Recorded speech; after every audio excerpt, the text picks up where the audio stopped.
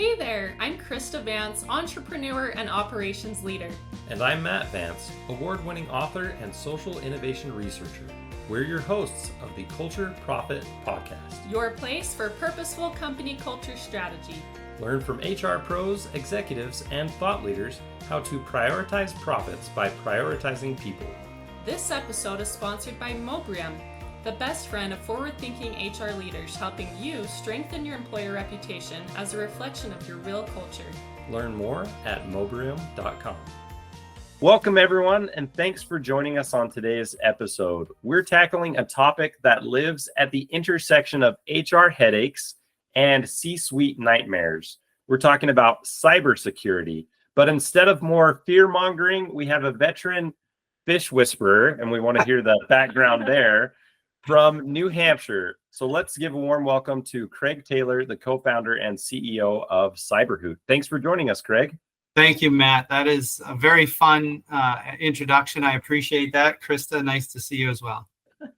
So Phish whisperer, is that spelled F-I-S-H or P-H-I-S-H? P-H-I-S-H, yeah, for phishing. That's right. That's right. Perfect. Yeah, and we have some more phishing metaphors coming later. So get ready. So a little bit about Craig. Craig Taylor is a 30-year cybersecurity veteran and certified information systems security professional since 2001. He is the co-founder and CEO of CyberHoot, a cybersecurity training platform built to teach cyber literacy through positive reinforcement, gamification, and automation, particularly for SMBs to enterprises and MSPs or MSSPs and their clients. Throughout his career, Craig has led cybersecurity programs across diverse sectors, including web hosting, financial services like JP Morgan Chase, and manufacturing like Vistaprint. He also leads a growing virtual CISO practice that has delivered strategic security guidance and compliance programs to more than 50 companies across multiple industries.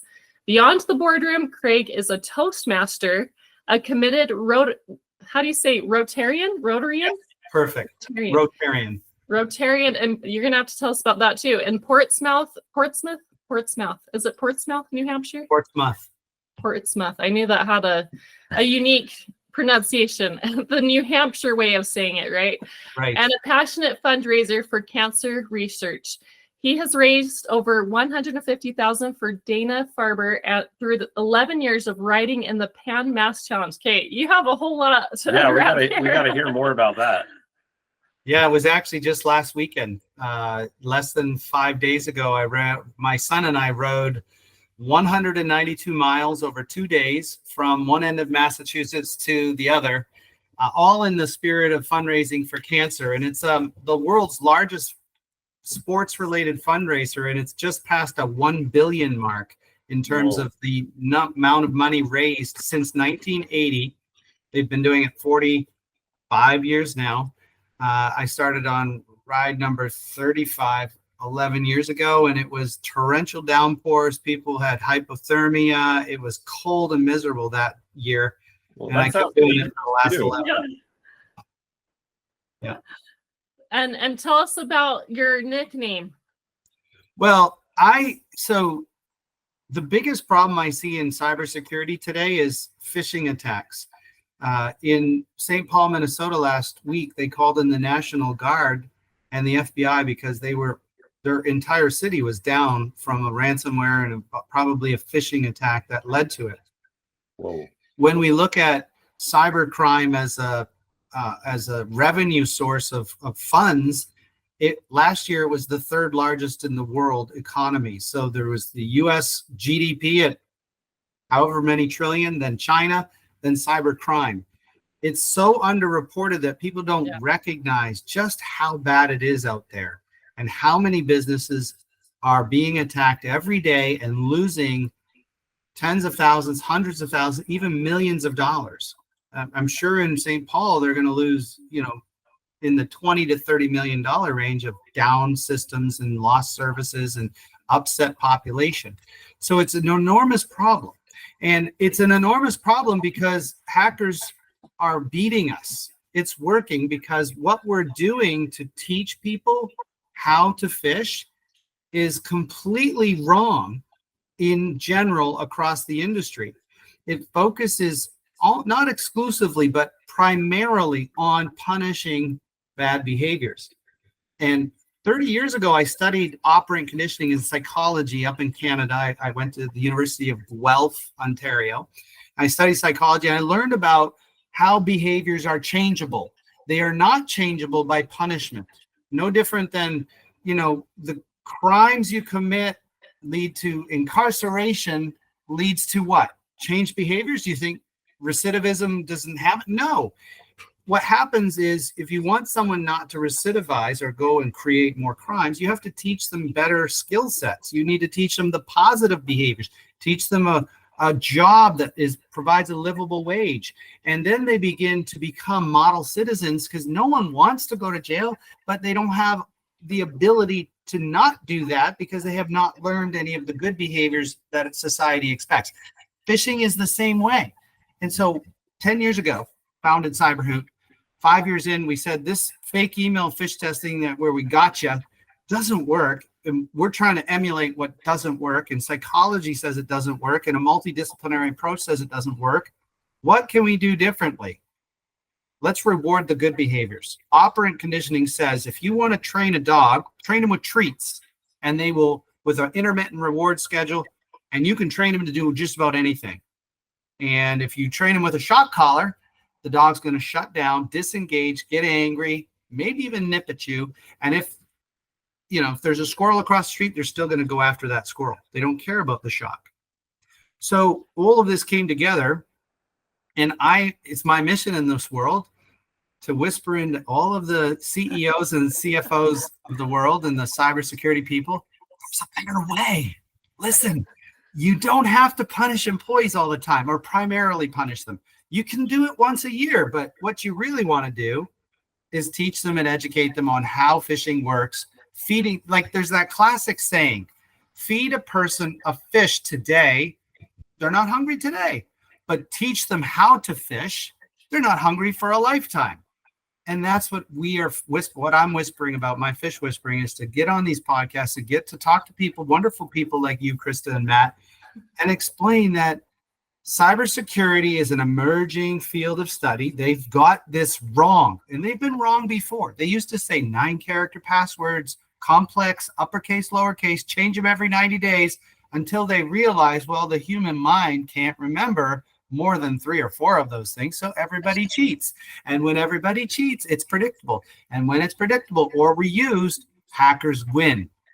So they changed the advice because they learned this doesn't work.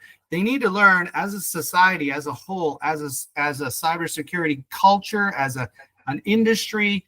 We got to pull on our big boy pants and learn, hey, multidisciplinary approach. We should look at psychology and what would work better to teach people and to change behaviors.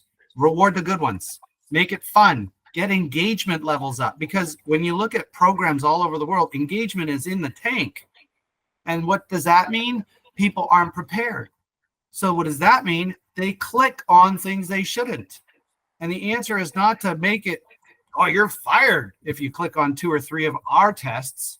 The answer is, here's what you should be looking for. And when we make it fun for you, you're going to engage more. And you can learn this if you just give it a little try. And we'll make it fun enough or enough incentives or rewards to get you to engage, to see that you can learn it, to then learn it, and then you're prepared. Yeah. I honestly, what comes to mind with this is thinking about the element of psychological safety in a company culture where the threat of cybersecurity attacks is real and it's there. And so companies have a necessity to be prepared and to have a plan, both preventative and a response plan.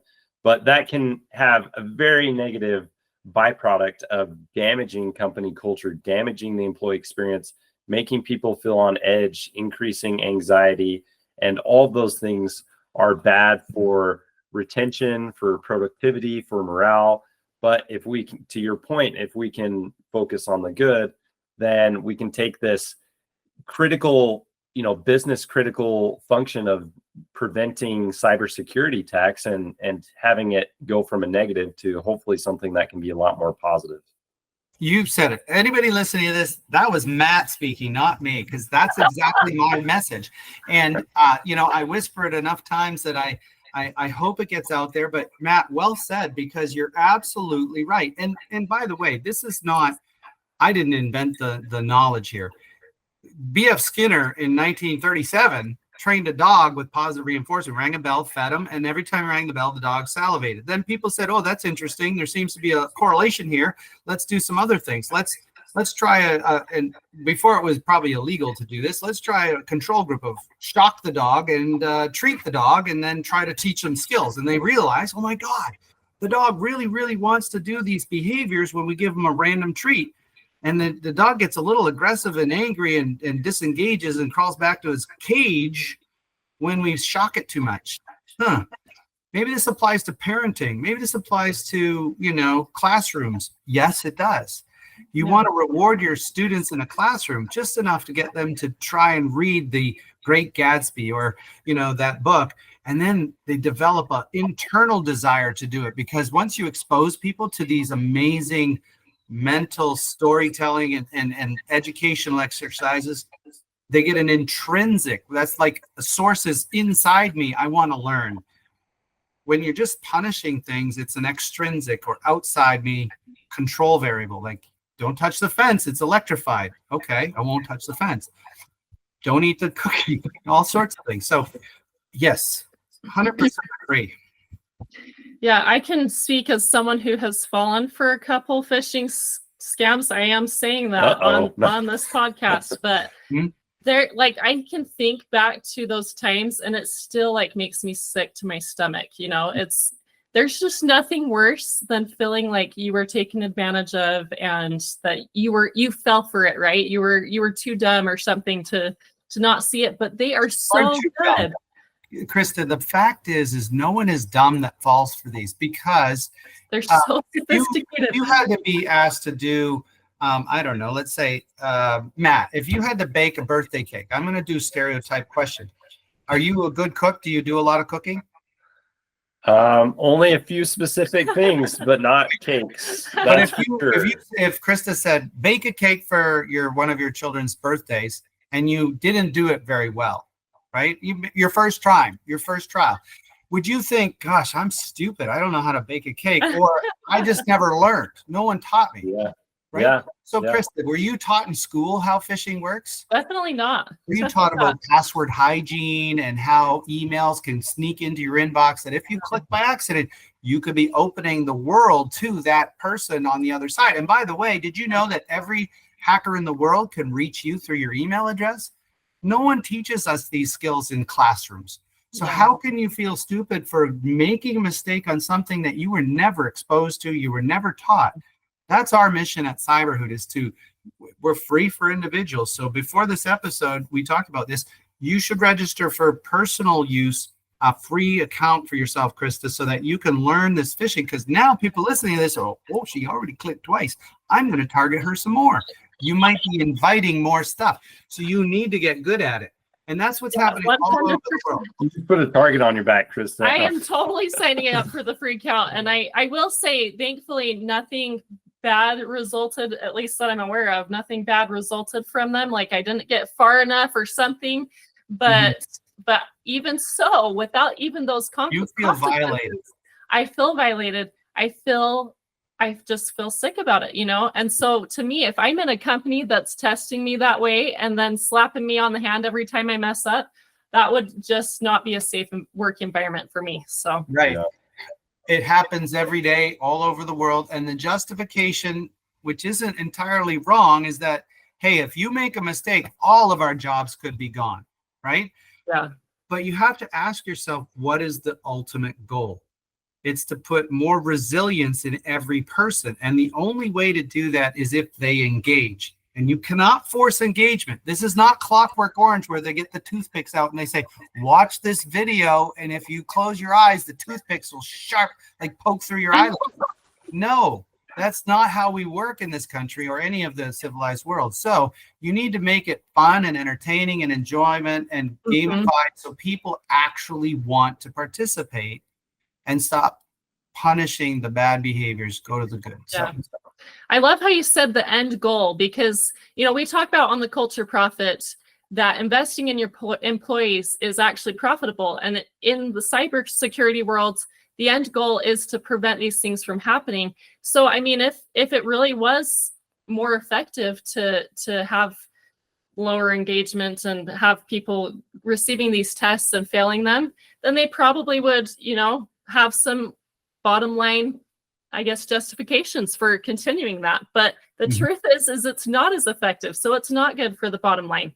So maybe can we dive into that positive reinforcement and what the CyberHoot method is? Sure. So first off, engagement. When you send a fake email phishing test to your employees, that's the traditional, what I call attack phish. You only get metrics on half the employees. Typically, it's about 50%, because you can only measure those employees if they open the email in their inbox. If they just do a preview, it doesn't trigger, and you don't know that they saw it or didn't see it. If they open it, there's a hidden beacon that says, hey, John Doe opened the email, and now we're watching to see if they click. Oh, John Doe failed. Let him know he failed the phishing test, and then, send him remedial class and 45-minute video, which there's a Black Hat study or a Black Hat briefing this week going on right now.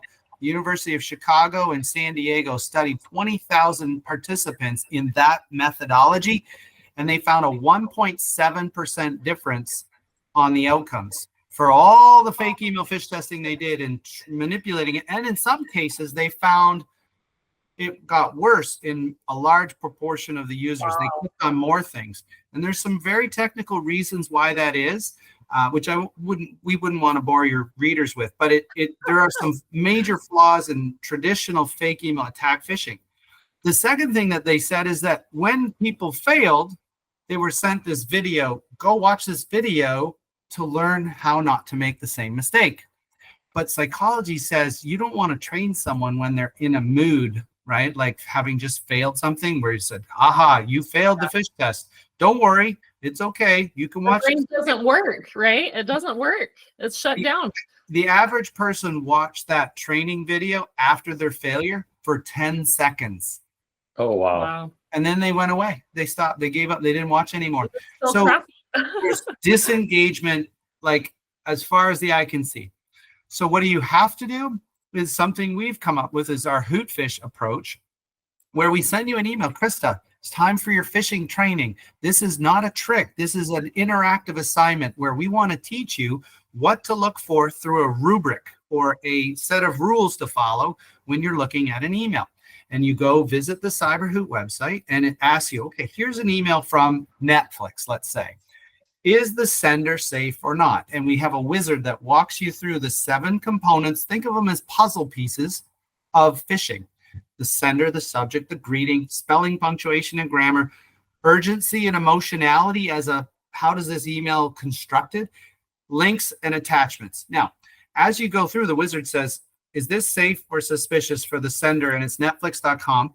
What we've done is we've taken what is traditionally a domain name like account resets are us, and it's supposed to be Netflix. And you look at it, you go, well, clearly that's not Netflix, right? What we've done is we've done what hackers do in our examples. These are simulations. So we drop the I in netflix.com. It says netflx.com. And people often, they look at it, they go, well, I know that's not accounts reset, so it has to be Netflix, so it's safe. And then they fail the first time. And we specifically tell them in the follow-up that is immediate, right? As soon as you fail that test the first time, we say, well, you made a few mistakes. Here's your results. We drop the I in Netflix because that's what hackers do. They typo squat the domain name, which is just a fancy word for changing one letter to make you think it's Microsoft or Amazon or Netflix, but it isn't. And now you're in real trouble because you've clicked on something you shouldn't. So we have them retake it immediately. And then they're more careful and they're more aware of that typo squatting that happens. And so they learn when the sender is in, you got to make sure you know what the domain name is. We had somebody feedback the other day that the S in DocuSign was a capital S. because 2 years ago, DocuSign's name officially registered TM trademarked was capital DOCU, capital SIGN. But their marketing team said, no. We're just going to call it DocuSign like a real word and take the S to lowercase. Well, we didn't remember that. We didn't know. So someone got a new phishing test and it said DocuSign with a capital S, and they were like, that's not safe because they've changed their name and they wouldn't send that. And so in our feedback loop at the end of the exam, we ask you, did you like it? Did you hate it? And they said, no, I didn't like it because it's wrong, right? And then well, why is it wrong? Here's a little feedback. They said, well, the name changed and you might not know this. So that same day when we got the feedback, we went into our database, we did a little update, we zapped it out to everywhere, and now no one else has to worry about that, right? That's what we do. So it's kind of like real-time feedback loop for us. So that's kind of cool. But we walk you through those puzzle pieces, and you have to read. If you know, you just have to pick safe, unsafe, safe, unsafe, safe, safe, safe, safe, unsafe, submit. 10 seconds later, you're done. You pass 100%, get a certificate of completion. You get continuing education credits. You get an avatar that grows with ferocity and defensive lookingness, and it's up a couple of levels as you complete assignments for gamification. We know that people care because they email support. How come my colleague is ahead of me? We both did the same number of tests. Well, good sir, you were late finishing your test. And just like in school, if you submit your paper late, you get deducted 10%. And your score was 80%, which passes the grade. Their score was 100%. That's why you get more points when you're perfect scoring and you're on time. So all of that is a feedback loop to get people to engage on time and get it right the first time, which is muscle memory, no different than going to the gym and working out 3 times a week. So you get into shape, physical shape, or you get into cyber shape, right? And the gamification is what increases that engagement, because all it takes is engagement. We're not teaching rocket science. We're not flying a man or a woman to the moon now. We're just teaching you common sense with a tiny bit of knowledge. Typo squatted domain names are 1-letter differences. And urgency and emotionality is a key trick that hackers use because it gets you to react. If you're driving down the road one day, right, and someone cuts you off, Matt or Krista, your first reaction without thinking might be to open the window, right?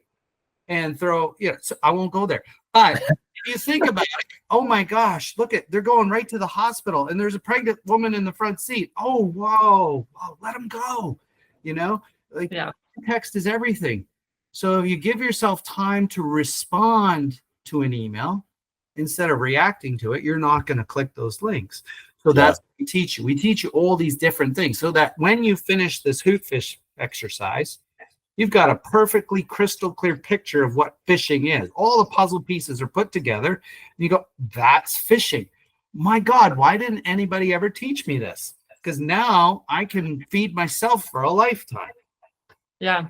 And the psychology behind that, emotional and urgency is that's not the logical side of your brain. It hijacks the logical side of your brain. And so it's easy to fall for. And I was telling you when we talked a while ago about the gamification aspect that I love that you guys do that. Matt he's like a big, everything's gamification. Definitely love that. I bet you're a family that plays games at night, right? Do you have game night, family game night? Yeah, we do. And we did too. I did too growing up. And you know what? I love to this day to play crib with my son. And we played, all kinds of card games. My mom, she's like so excited to go play bridge at 80 years old. And games is how the world works. It motivates people to stay active and to think and to use the big brain in their head. Yeah, 100%. And it definitely fits in well with this use case. And I think, this is something that's really important. And to everybody that's listening today, definitely go back and evaluate how you're approaching cybersecurity, because it does affect all businesses, all industries. It's just something that we all need to pay attention to. But as we wrap up here, Craig, any last advice you'd give to HR leaders and company leaders to just kind of get started? Yeah, because this is the culture profit, right? It's the culture of your company and profit as the goal, right? You want to be a successful business and you want profit. Well, what eats away at profit are breaches, right?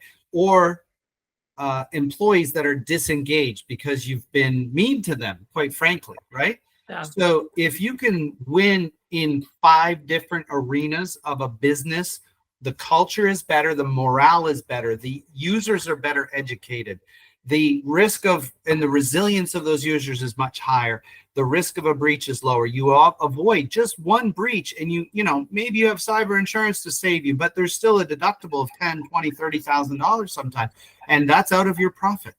So if you want to be profitable as a business, especially today, where the truth of the matter is, if you're talking like 10, 12 trillion dollars of profit loss across all the businesses of the world, it's happening to everyone. But not unlike mental illness, where no one wants to talk about it because of a stigma, which is not fair. It is an illness, not a choice. And that illness is not fair to be castigated for. We don't talk about mental illness enough either. And we don't talk about the breaches that happen because we don't want to let our customers know. We don't want to embarrass our companies, but it's costing us a fortune. So like Ben Franklin said 200 years ago, my message to you is this, and he was talking about fire prevention, okay? He said an ounce of prevention on fires is worth a pound of cure. I don't know how he spoke, but that's good accent. Right? And the same is true for cybersecurity. The time is when you're in the driver's seat today to decide, I'm going to deal with this on my terms right now, budget for it, put it out there. It's not expensive. Cup of coffee a person a month in your business from CyberHoot's perspective, and you control all of the variables. You're in control. You have peace of mind, sleep at night, happy that I'm doing what I can. Now, is it a guarantee? Absolutely not. But there's a lot of businesses doing nothing. And so you're ahead of the game if you take a proactive approach to it. That's what my message would be. So there's a 20% off coupon for anybody that's listening to this that wants to take that step and try a free 30-day trial in their company. Take a pilot group. Let them tell you if they like it or not. We measure thumbs up or down after every assignment. We get about 80 to 90% on videos and 70 to 80% on phishing today. That's unheard of from a phishing simulation. Really good. No one likes fake email attack phish, right? And so just mention the Culture Profit podcast. So you get 20% off for your first year. And to book a demo, email sales@cyberhoot.com or just visit cyberhoot.com. We have a really cool new white paper that's up there now that you can download that explains this study that I'm trying to remember if I mentioned it to you about Chicago and San Diego studying 20,000 people, and they found almost no improvement, and some people did worse. We did mention that. Yeah. We wrote a white paper that compared those statistics to what we see regularly, which is anecdotally. Actually, right before this, I was on a phone call with 3 universities and 3 different professors who are building a study, an empirical research study of what we do in Hootfish to prove empirically that we have better affect. How do people feel doing these exercises? And we have better effect, and what the size of that effect will be. We can't guarantee that the results will be what we think they are, but we want that empirical research to back up the anecdotal evidence that we see every day. People feel better doing these things and they perform better. So that's what I was doing just before you guys spoke to me. And I'm so excited to be talking to you two. You're a lovely couple. And thank you for having me today. I really appreciate that. Of course. And I'll add one more thing. So we post our episodes to LinkedIn, and you know, a lot of people are looking for jobs, and I feel like that's definitely an issue right now. And I'm guessing that when you get your certificate of completion, you can post that to your LinkedIn. You could, and each certificate comes with 15 minutes of continuing education credits, but it says exactly what you did. I did a Hootfish, or I did a video on phishing attacks. I say phishing because there's phishing, there's quishing. Who hasn't, listening to this or yourselves, gotten that your tolls haven't been paid? You better visit this website and pay your tolls, or else it's going to double. That's smishing. there's vishing over the phone, and we're not talking deep fakes. We're just talking people calling and trying to solicit you information out of you. And how about the QR code? When you go to the big city and you pay for parking, like I'm in New Hampshire and I go to Boston, there's QR codes to pay for parking. But if there's a sticker slapped on that, like you can see a Vistaprint sticker or something printed somewhere else, guess who you're paying? Not the parking attendant. And you're going to get a ticket when you come back from the Bruins hockey game or the symphony or whatever, or the restaurant. So be aware of those issues. So that we do videos and we do all of that stuff. And that's all free for individuals. If you hear this and you want to sign up for free, Krista, you said you would visit cyberhoot.com/individuals with an S. And it's a free registration. Our hope is that we can train all these individuals, but if they like it, maybe they'll bring it to their company. Yeah. To their organization, whatever that is. Yeah, and then you have the gamification aspect and everything. But I can think as an employer, seeing something like that on someone's LinkedIn would just show me that they've taken the initiative to be a good asset for any company. And so absolutely, check this out, you guys. This is super important, and I didn't even know something like this existed, and I'm all about it now. So thank you, Craig, for your time today, and everybody leave us a review and check us out next time. Yep. Thank you, Craig. We'll see everybody. My pleasure. Thanks for tuning in to the Culture Profit Podcast and for being a part of our journey to prove that putting people first is best for business. Today's episode was sponsored by Mobrium. Want to get more employee reviews and streamline your employer reputation? Visit mobrium.com. Now go find one way to prioritize your people and watch your profits grow.